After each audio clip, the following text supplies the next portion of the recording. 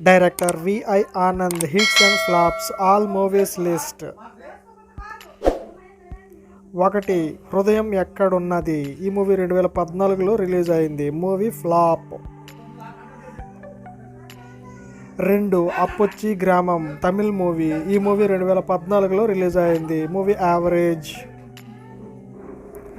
3. Tiger. ఈ movie 2015లో release అయింది. Movie average. 4. ఎక్కడికి పోతావు చిన్నవాడా.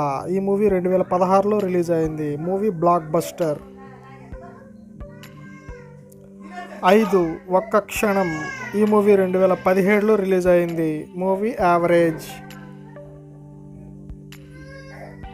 6.